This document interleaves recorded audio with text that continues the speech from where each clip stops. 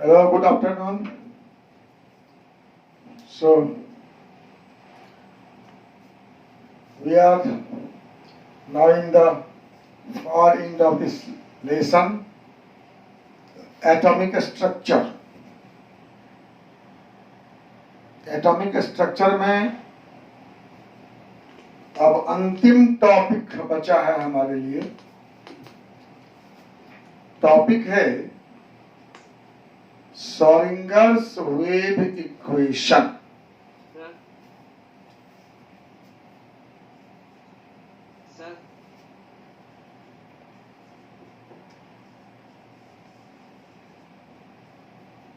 Schrödinger's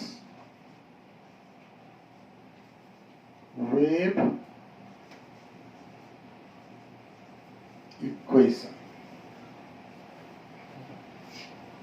इसका basis क्या है?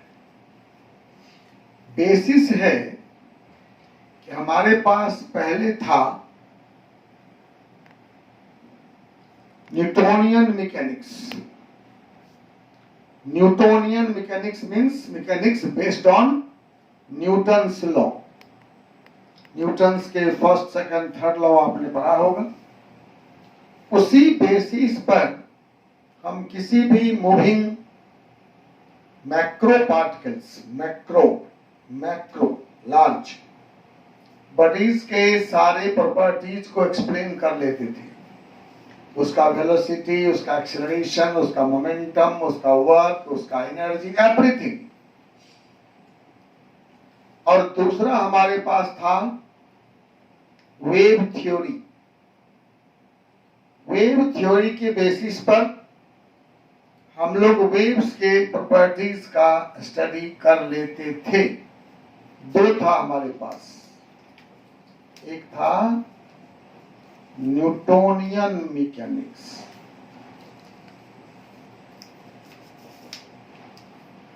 ठीक है, to describe moving micro particle या ऑब्जेक्ट कहिए, large object.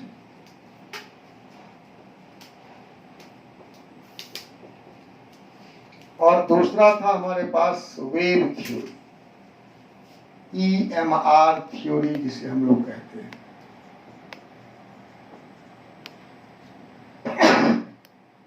It explains to describe the behavior of waves, मतलब रेडिएशंस। ठीक है, दो थ्योरी हमारे पास अलग अलग है जिससे हम दो काम कर लेते थे। इस बीच में एक नया प्रॉब्लम हुआ, आप जानते ही हैं। इस न्यूटोनियन मैकेनिक्स ने हमारे माइक्रो पार्टिकल के मोशन को एक्सप्लेन नहीं किया। Micro particle means electrons, protons, neutrons, atoms, molecules etcetera. Wave mechanics भी फेल हो गया। कुछ घटनाओं को, जैसे आप जानते हो, photo electric effect, Compton effect, black body radiation को एक्सप्लेन नहीं कर सका। तो आपको मालूम है कि एक नया क्लास आया जिसमें आया डी ब्रॉगली हाइपोथेसिस।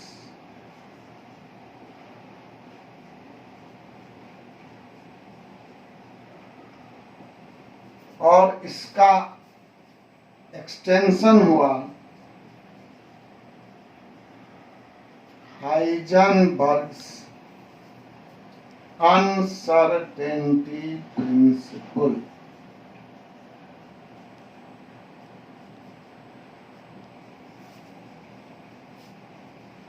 मालूम है आपको,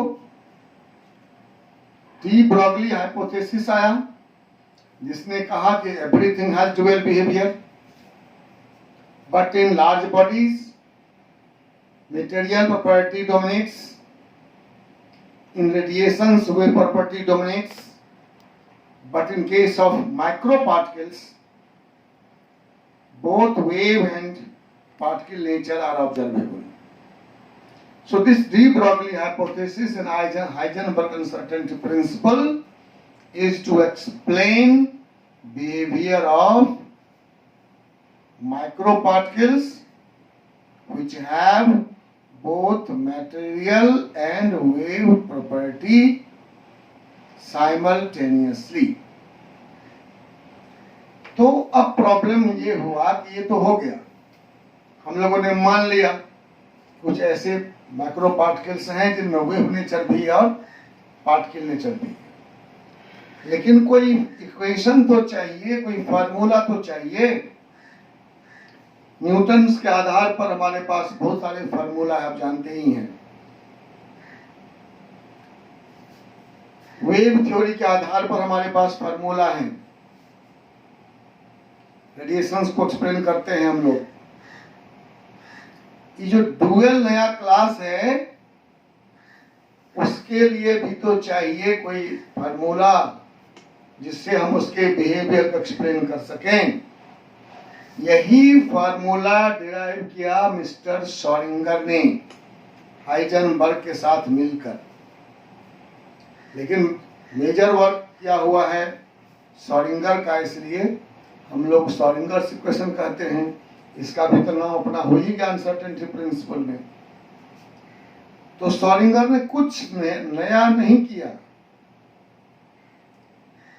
आप भी अगर उस जमाने में जन्म लिए होते, पृथ्वी पर अवतार लिए होते, तो ये आप भी सोच सकते थे। आप लोग कोई कमजोर दिमाग के थोड़े हैं, लेकिन पृथ्वी पर अवतार लेने में देरी कर दिया नहीं। 100 साल पहले आए होते तो आप ही का नाम होता, या हो सकता है पिछले जन्म में आपने से रहा होगा शॉरिंगर।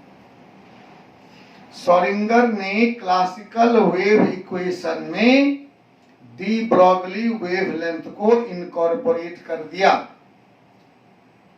शॉरिंगर ने क्या किया, क्लासिकल जो वेव इक्वेशन था, जो वेव के लिए लागू था, मैंने आपसे कहा था कि लेम्डा का 2 मीनिंग है। लेम्डा यूज होता है E बराबर hc बाय लेम्डा में, है ना। वेव के लिए लिखते हैं तो लिखते हैं E बराबर hc बाय लेम्डा, और जब पार्टिकल लिखते हैं तो लेम्डा बराबर h बाय mb। ये दोनों लेम्डा अलग अलग है। तो क्लासिकल वेव इक्वेशन का जो लेम्डा है उसमें डी ब्रॉगली का लेम्डा सब्स्टिट्यूट कर दिया। चूंकि de Broglie equation dual behaviour के लिए है, तो वह इक्वेशन डुअल बिहेवियर को एक्सप्लेन करता है। ये बहुत ही लेंदी मैथमेटिकल कैलकुलेशंस हैं, इसलिए हम लोगों को केवल इंट्रोड्यूस करना है आपको। अभी उसका सॉल्यूशन आपको नहीं पढ़ना है। अगर केमिस्ट्री में एडवांस स्टडीज करेंगे, बीएससी एमएससी में जाएंगे, तो आप इसका डेरिवेशन भी पढ़ेंगे, इसका सॉल्यूशन भी पढ़ेंगे। अभी सिर्फ हम लोग इसका परिचय करेंगे, इस शॉरिंगर क्वेश्चन है क्या और इससे हमें क्या मिलता है और इससे एटॉमिक स्ट्रक्चर में क्या फायदा होगा। ठीक है, ओनली क्वालिटेटिव। आइए हम दिखाते हैं आपको शॉरिंगर्स वेव इक्वेशन। इसको प्रणाम करके आशीर्वाद ले लीजिए इससे।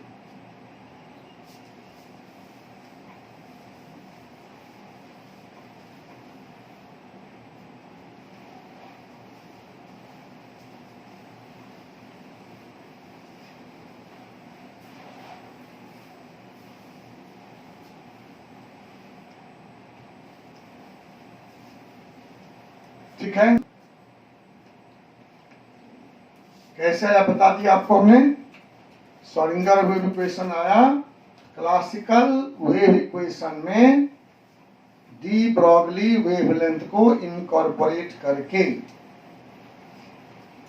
हम लोग उसका डेरिवेशन नहीं पढ़ेंगे, उसमें टाइम वेस्ट नहीं करेंगे। ठीक है। क्लासिकल वेव इक्वेशन होता है साई बराबर a sine 2 pi x by lambda, psi equal to a sine 2 pi x by lambda. Schrodinger ने इसको 2 बार डिफरेंशिएट किया, डबल डिफरेंशिएशन, और उसके बाद उसमें लैम्डा का वैल्यू दे दिया। कौन value? Lambda equal to h by m। ये है क्लासिकल वेव इक्वेशन।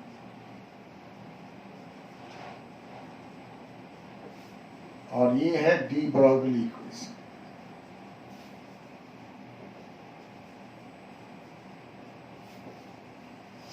क्या क्या श्रोडिंगर ने? श्रोडिंगर इनकॉर्पोरेटेड, इनकॉर्पोरेट मतलब सब्स्टिट्यूट किया, de Broglie wavelength into classical wave equation.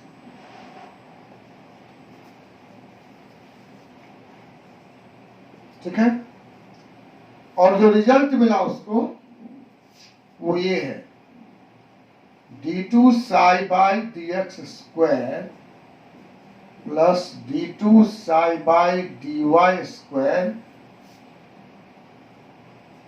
Plus d2 psi by dz square plus 8 pi square m by h square e minus v psi equal to 0. This is Schrodinger's wave equation.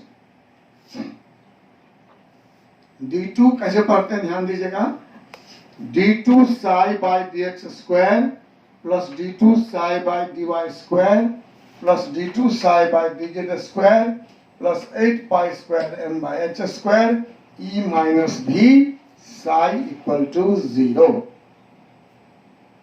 This is Schrodinger's wave equation. ठीक है। इस equation का दूसरा भी रूप है, कुछ लोग इसको थोड़ा शॉर्ट करके लिखते हैं ऐसे, del square psi plus 8 pi square M by H square E minus V psi equal to 0। इस पूरा के बदला में लिख देते हैं डेल स्क्वायर साई। और इसका और भी छोटा रूप है, वो है एच कैप साई, कैप पढ़ते हैं, H cap psi equal to E psi. ये तीनों श्रोडिंगर इक्वेशन के ही रूप हैं। ये बृहत रूप है और ये सामान्य रूप है और ये सूक्ष्म रूप है, सूक्ष्म। ठीक है, बात देखी है। अब देखिए इसमें टर्म सबका मीनिंग क्या है। ये साई है, इसे कहते हैं वेव फंक्शन। अभी हम आगे बताएंगे कि what is the meaning of wave function. मैं ऊपर मिटाता हूं।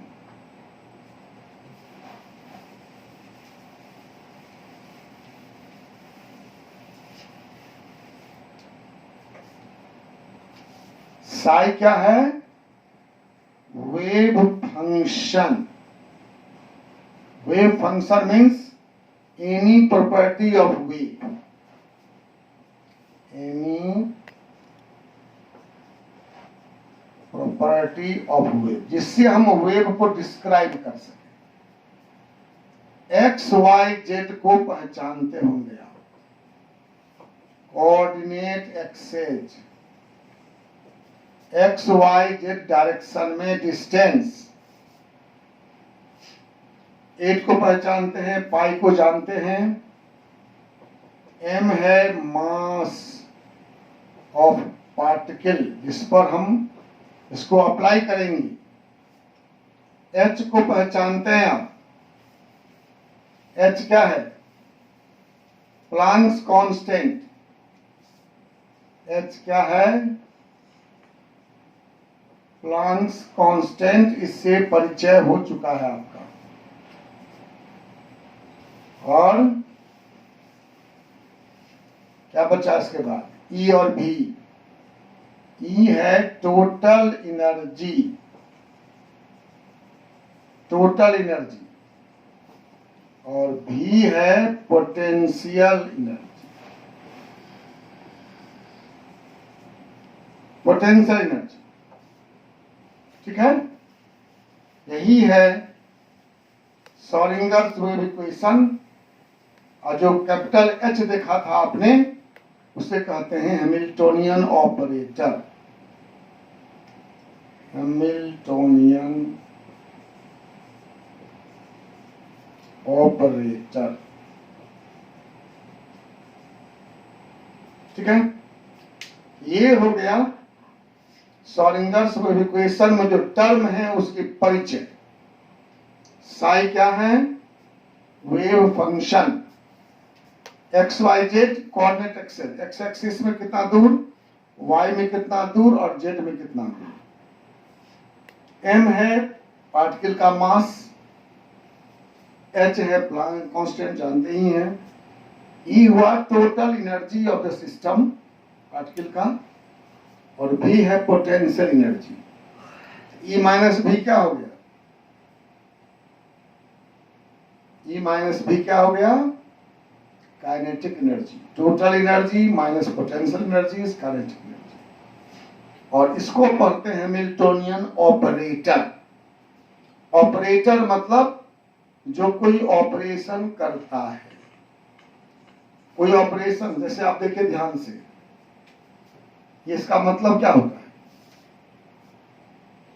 ये क्या है, एडिशन ऑपरेटर। अगर हम ऐसे लिख दें तो आप क्या बोलिएगा, 7।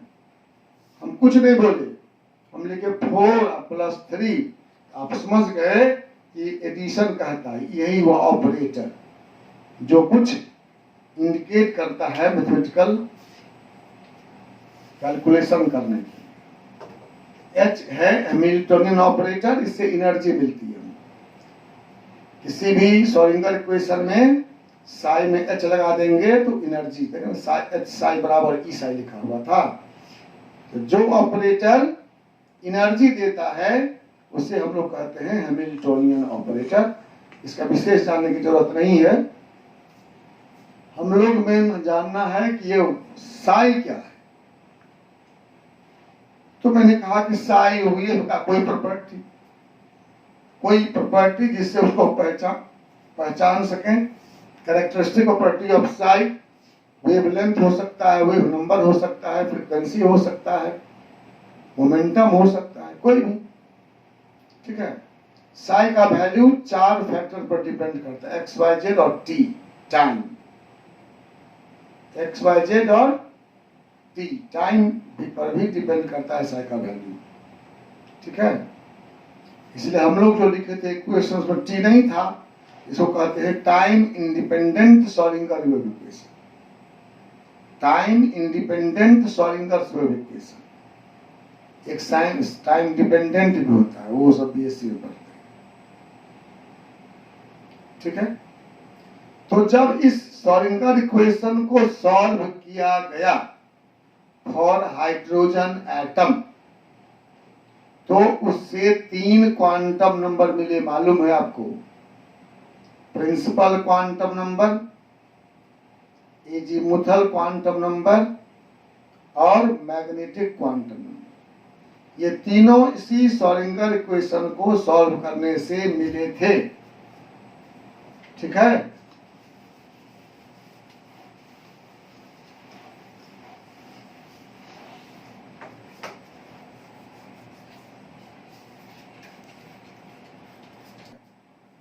जेड बराबर होता है आर कॉस थीटा, एक्स बराबर r sine theta cos phi, और वाई बराबर होता है r sine theta sine phi. ये रिलेशन है, इसे कहते हैं हम लोग कार्टेशियन कोऑर्डिनेट।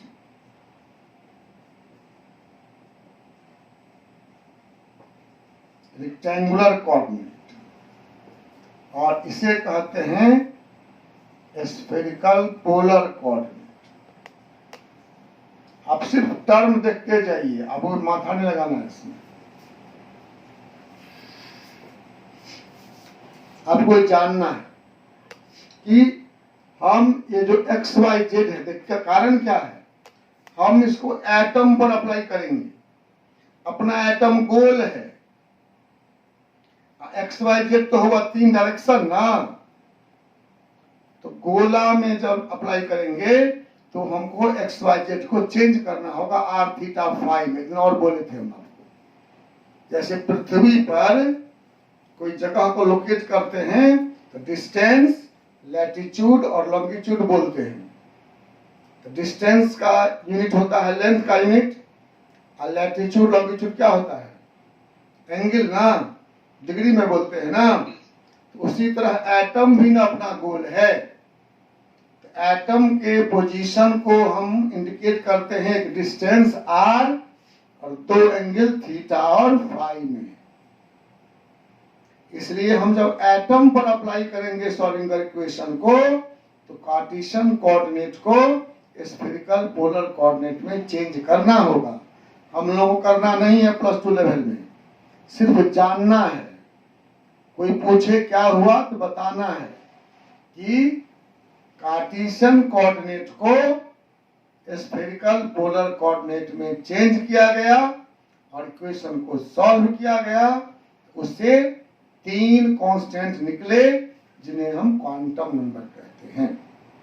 रेडियल पार्ट से निकला आर पार्ट से, उसका नाम है प्रिंसिपल क्वांटम नंबर।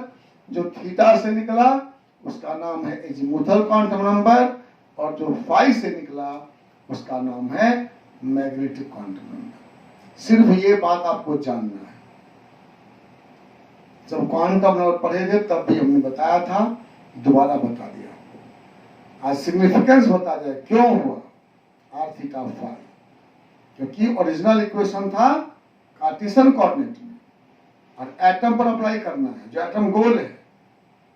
अगर एटम रेक्टेंगल होता आपके रूम की तरह तो एक्स वाई जेड में निकाल लेते हैं। एटम गोल है ना। तो अगर कोई आपसे पूछे why Cartesian coordinate is converted to spherical polar coordinate, आप क्या बोलोगे? क्या बोलोगे? बोलो। Atom is spherical, so to describe the position of electron in a spherical atom, Cartesian coordinate has been converted to spherical polar coordinates। ठीक है। Spherical atom में किसी पार्टिकल को लोकेट करने के लिए हमें चेंज करना पड़ा कार्टेशियन कोऑर्डिनेट को, किसमें? स्फेरिकल पोलर कोऑर्डिनेट में। अब देखिए, चेंज तो हमको करना नहीं है, हमको क्या मिला समझ गए हम लोग? समझ गए ना? आर पार्ट से मिला प्रिंसिपल क्वांटम नंबर n, और थीटा पार्ट से मिला एजीमुथल क्वांटम नंबर l, और फाई पार्ट से मिला मैग्नेटिक क्वांटम नंबर m। ये सब हम लोग पहले बात कर चुके हैं, सिर्फ आपको यहां जानना है। ठीक है। तो अब देखिए कि साई है क्या। मैंने कहा कि साई वेव फंक्शन है। वेव का कोई प्रॉपर्टी जो जिससे वेव को कैरेक्टराइज कर सके वो सब साई हो जाएगा। ठीक है।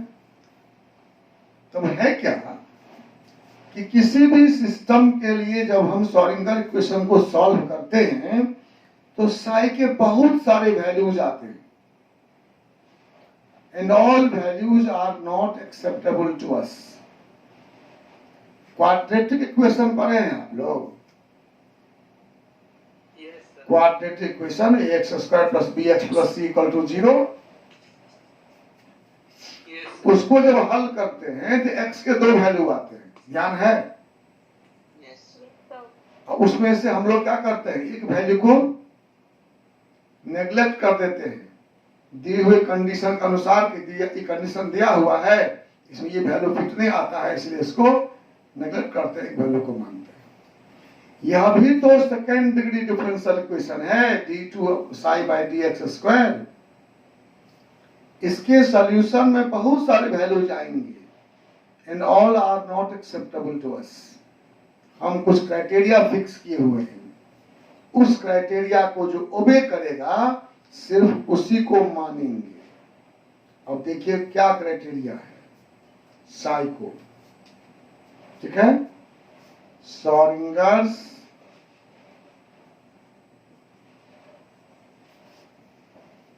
वेव इक्वेशन गिव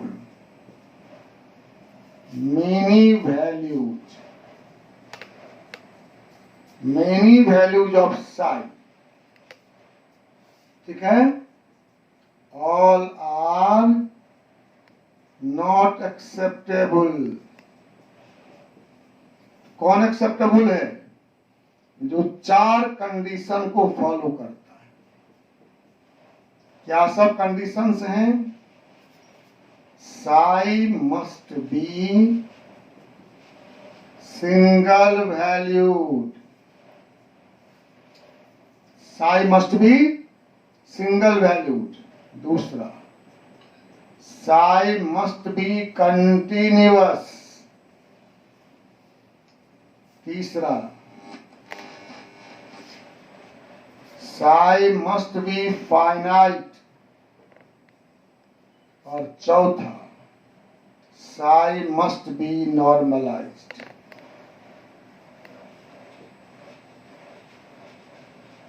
ठीक है, ये 4 प्रॉपर्टी हैं, single valued, continuous, finite and normalized. जिस साई में ये 4 गुण रहेगा वही साई एक्सेप्टेबल है, जिसमें चारों गुण नहीं रहेगा वो एक्सेप्टेबल नहीं है। ये 4 गुण क्या हुआ? सिंगल वैल्यूड मतलब, single valued means same value at same point, same value at same point. मान लीजिए कि कहीं इस बिंदु पर साई का वैल्यू x है, इसको थीटा हम 0 मानते हैं, यहां से शुरू होता है। इस थीटा 0 पर अगर साई का वैल्यू x है तो थीटा 2 पाई पर भी साई का वैल्यू x होगा। 2 पाई समझे कहां पर होगा? 2 पाई कहां पर होगा? 2 पाई कितना होता है?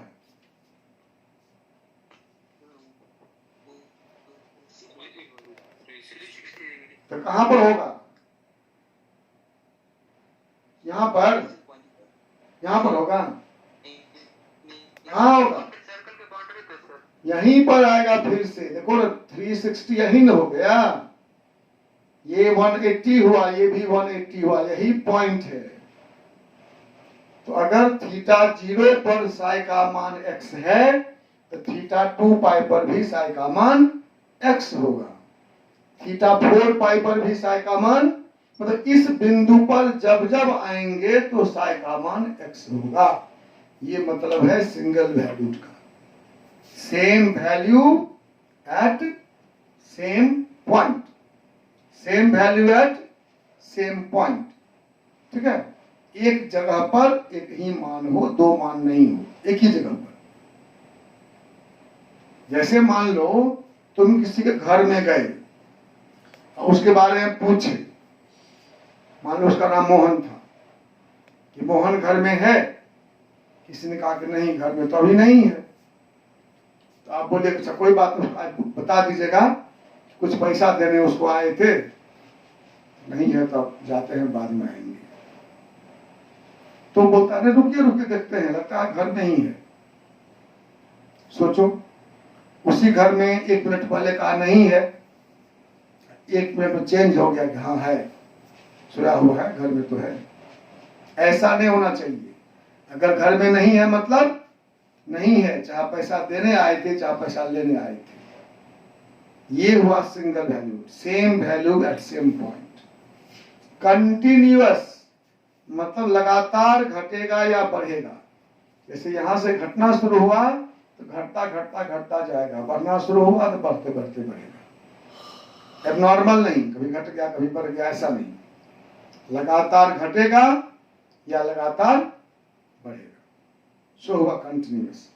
जैसे वेव में होता आप जानते हैं, वेव में क्या होता है, ऐसे ऐसे घटता है फिर ऐसे बढ़ता है, ये ऐसा हुआ डिसकंटिन्यूअस। ऐसा घटा घटते घटते चला, खत्म हो गया, फिर जीरो हो गया, फिर बढ़ना बढ़ गया एकाएक, ऐसा नहीं।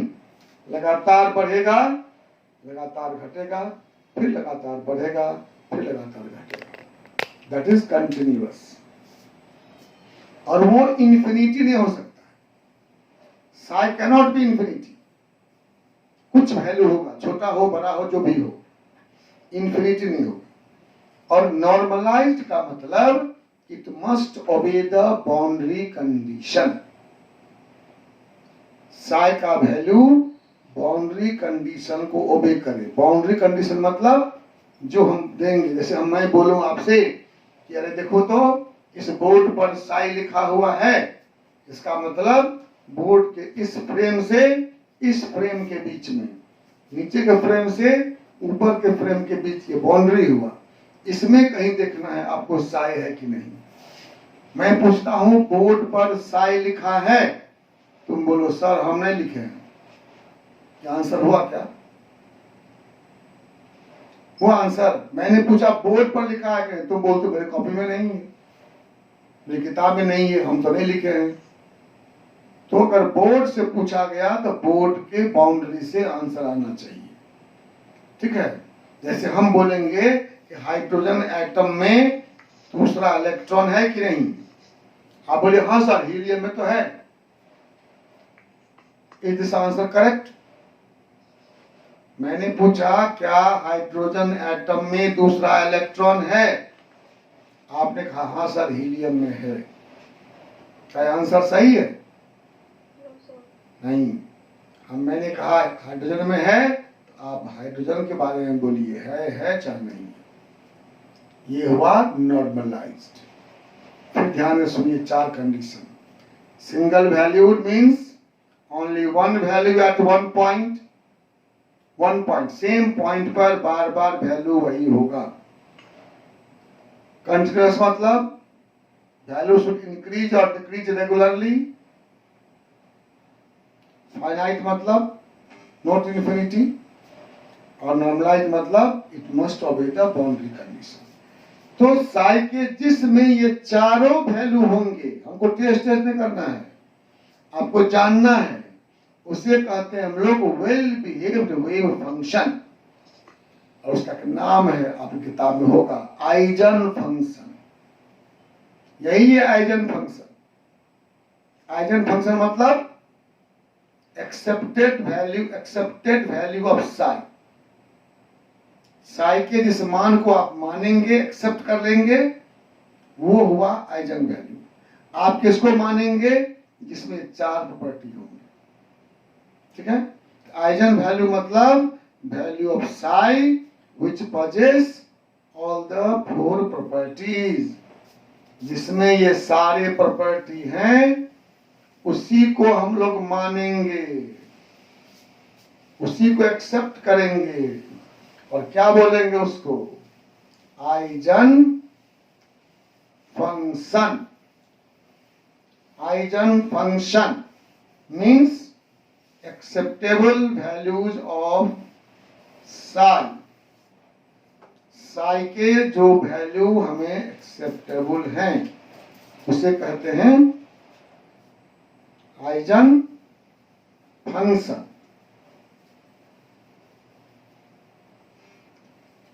ठीक है। तो आप नोट कर सकते हैं, eigen function means what? Eigen function means acceptable value of Sai. क्या सब नाम है? एक नाम है आइजन फंक्शन, दूसरा नाम है वेल बिहेव्ड वेव फंक्शन। ये तो आप जानते ही। अगर आप स्कूल के सारे नियम को पालन करते हैं स्कूल के, तो क्या बोलता है आपको? वेल बिहेव्ड स्टूडेंट है। नहीं, स्कूल के सारे रूल्स को ओबे करेंगे तो आप कहलाएंगे वेल बिहेव्ड स्टूडेंट। घर में भी होगा, घर के सारे नियम को मानेंगे तो माँ बाप कहेंगे मेरा बच्चा वेल बिहेव्ड है। उसी तरह साई के लिए 4 प्रॉपर्टी दिए गए हैं, उसको जो मानेगा उसे कहेंगे, क्या कहेंगे? वेल बिहेव्ड वेव फंक्शन या आइजन फंक्शन। ठीक है? Acceptable value of Sai is called eigen function. कौन है एक्सेप्टेबल? जो सिंगल वैल्यूड है, फाइनाइट है, कंटिन्यूअस है और नॉर्मलाइज्ड है। नॉर्मलाइज्ड की पहचान है ये -∞ to +∞ psi square d tau must be 1। अगर आपको टेस्ट करना है कि साई नॉर्मलाइज्ड है कि नहीं, तो उसका इंटीग्रेशन करिए, लिमिट लीजिए -∞ से +∞, मतलब boundary. D tau small volume element हुआ। अगर ये साई स्क्वायर का वैल्यू 1 आ जाए, इसका मतलब यह नॉर्मलाइज्ड है। साई स्क्वायर का वैल्यू 1 नहीं आया, मतलब नॉर्मलाइज्ड नहीं। ठीक है? और इस आइजन फंक्शन के कॉरेस्पॉन्डिंग जो एनर्जी का मान आएगा उसका नाम है eigen value. Eigen value, eigen value मतलब acceptable values of energy. Energy का जो एक्सेप्टेबल वैल्यू है उसका नाम है आइजन वैल्यू। तो 2 टर्म आपको सिर्फ याद रखना था। हम थोड़ा बैकग्राउंड बता दिए कि थोड़ा दिमाग में ब्रॉड रहेगा तो याद रहेगा। Eigen function, eigen value. Eigen function क्या? Expected value of psi. और आइजन वैल्यू क्या? Expected value of energy. Energy का भी बहुत वैल्यू आएगा। जिस वैल्यू को हम एक्सेप्ट कर पाएंगे वो आइजन वैल्यू, जिसको रिजेक्ट कर देंगे वो आइजन वैल्यू नहीं। ठीक है? तो श्रोडिंगर इक्वेशन से क्या सब हुआ? 3 क्वांटम नंबर निकला और ये साई निकला और ई निकला।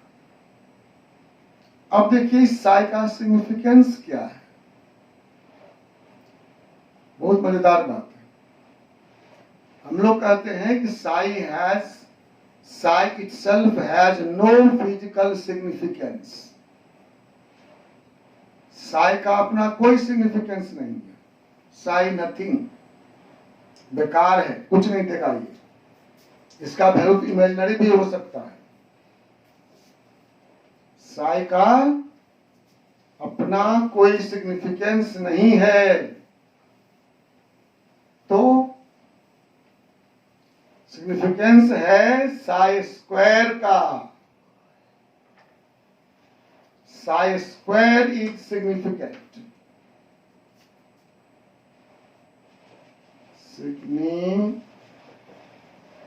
Significance of psi. Psi itself has no significance.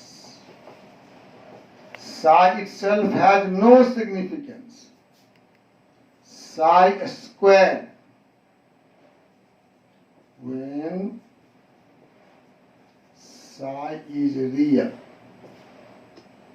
psi into psi star, when psi is imaginary. दो कंडीशन है, gives probability of finding a moving micro particle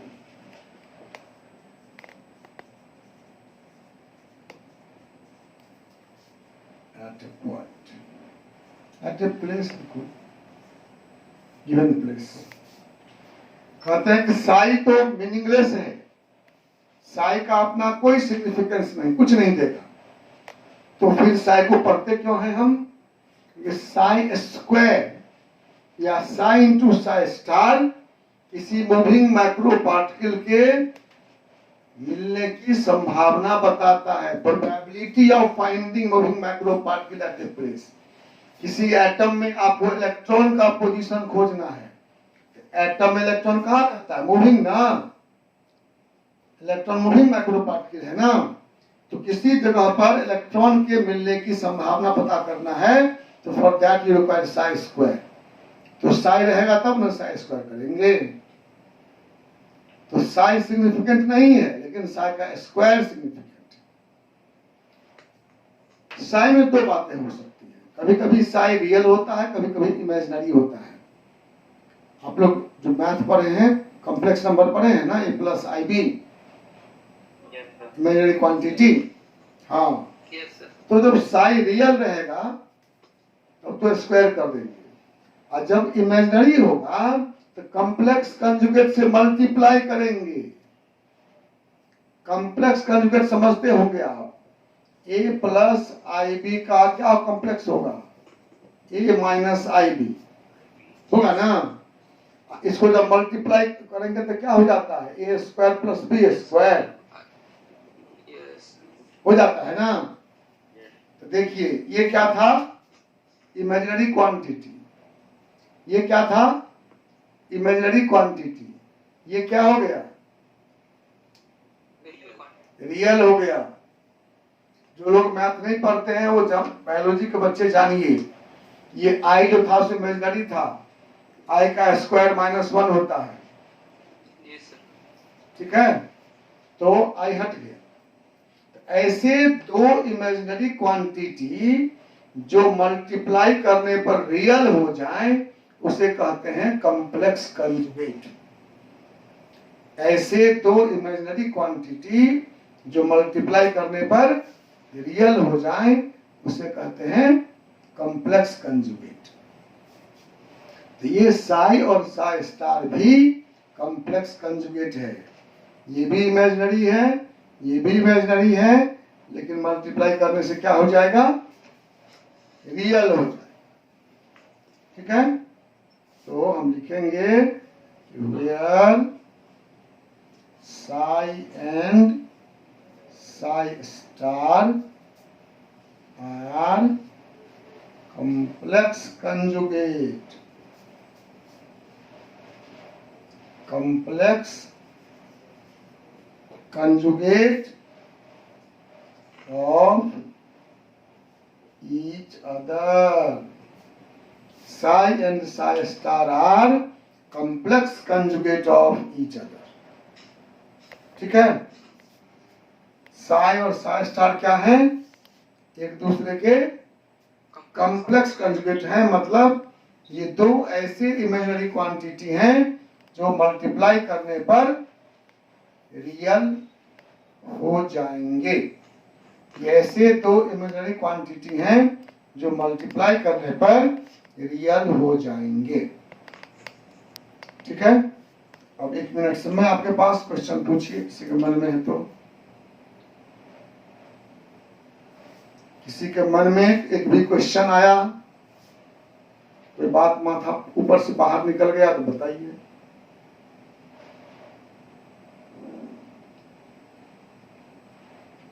एक बार हम फिर खुद से बोल देते हैं, जिस्ट जितना आपको जरूरत है। पॉइंट 1 कि न्यूटोनियन मैकेनिक्स से लार्ज बॉडीज के मोशन का एक्सप्लेनेशन हो जाता है।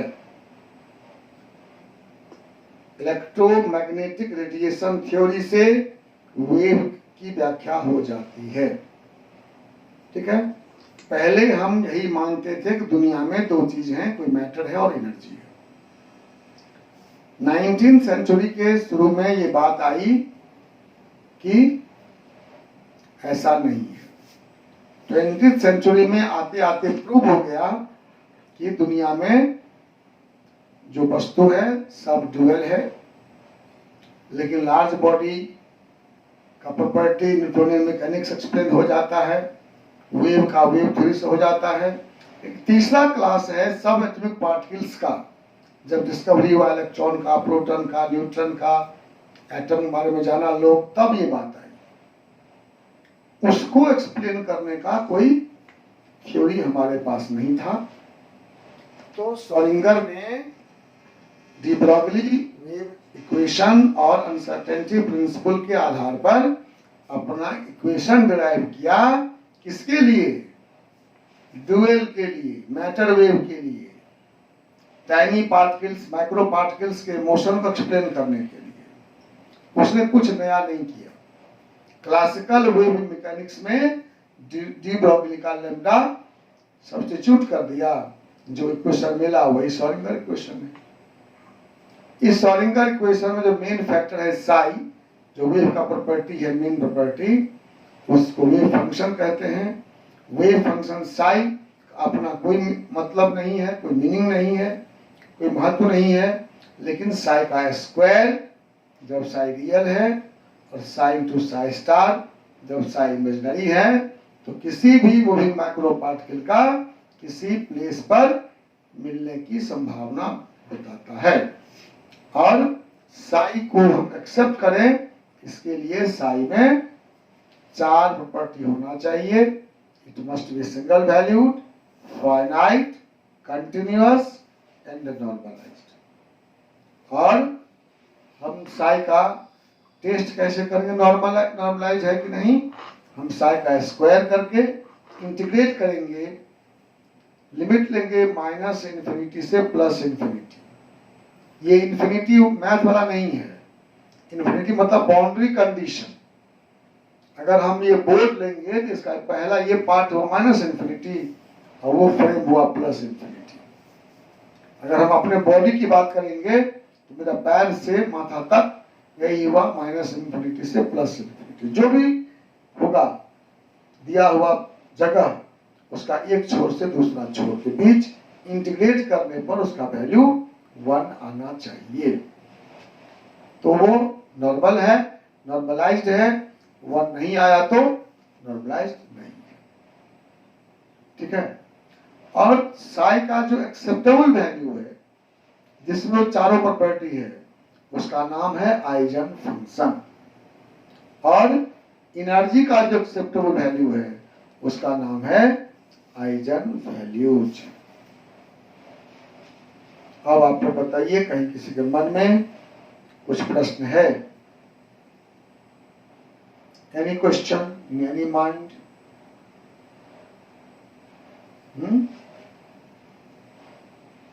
तो अब हम लोग बस एक बात पढ़ेंगे इसमें, और उसके बाद यह लेसन समाप्त हो जाएगा। मेरा समाप्त होगा, आपका हुआ कि नहीं आई डोंट नो। आप लोग कितना पढ़ते हैं आप जानिए। ठीक है। तो ये श्रोडिंगर इक्वेशन को सॉल्व नहीं करेंगे, सॉल्व करना अपने पास की बात नहीं है, फिगरस मैथमेटिक्स है इसमें बहुत ज्यादा। हम रिजल्ट देखेंगे कि जब सॉल्व किया गया तो क्या हुआ। आइडिया आपको हो गया है कि सॉल्व किया गया, 3 पार्ट हुए, एक रेडियल पार्ट हुए r और 2 एंगुलर पार्ट हुए थीटा और फाई। रेडियल पार्ट से हमको डिस्टेंस मिला और थीटा और फाई से शेप मिला, शेप। r से मिला साइज और थीटा फाई से मिला शेप। तो एटम में इलेक्ट्रॉन का जो डिस्ट्रीब्यूशन है, उसका डिस्टेंस और उसका शेप क्या मिला, यही हम लोग अगले क्लास में देखेंगे। और ये लेसन समाप्त हो जाएगा। आप लोग बढ़िया से पढ़ लिए हैं। क्वेश्चन मन में है तो आप व्हाट्सएप ग्रुप पर भी लिख सकते हैं। ठीक है। वीडियो में भी चैटिंग में लिख सकते हैं। आप क्लास में पूछ सकते हैं, आपकी मर्जी, कोई बात नहीं है, ठीक है।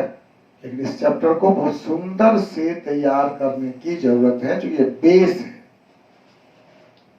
Atomic structure is base, atomic structure, इसके बाद पढ़ेंगे पीरियोडिसिटी और केमिकल बॉन्डिंग। ये 3 लेसन पर जिसने पकड़ मजबूत कर लिया, उसका केमिस्ट्री पर पूरा पकड़ हो जाएगा। अब फिर जब ऑर्गेनिक में जाएंगे तो वहां रिएक्शन मैकेनिज्म पढ़ना होगा। रिएक्शन मैकेनिज्म अच्छा से पढ़ लिए तो हो गया केमिस्ट्री के मास्टर, आधा केमिस्ट्री आपको आ गया। Atomic structure, periodicity, chemical bonding and reaction mechanism, इस 4 का बहुत सुंदर से कंसेप्ट डेवलप कर लेना है और देखिए आप मास्टर हो जाते हैं, ठीक है। तो इसको एक बार घर में जाकर पढ़ो, फिर से घर पे वीडियो से पढ़िए। और मैं रोज कहता हूं कि वीडियो कुछ अच्छा लगा तो उसको लाइक करिए, कुछ कमी लगा तो कमेंट में लिखिए ताकि आगे सुधार किया जाए। और अगर आपको लाभ होता है तो you share it with your friends. बहुत कम लोग इसको देखते हैं, व्यूअर्स बहुत कम होते हैं। आपके बहुत सारे फ्रेंड्स होंगे, आप उनको शेयर करिए, बताइए, पढ़े, उनको ही फायदा होगा, उसको लाभ ही होगा, घटा तो होगा नहीं, ठीक है। Thank you very much.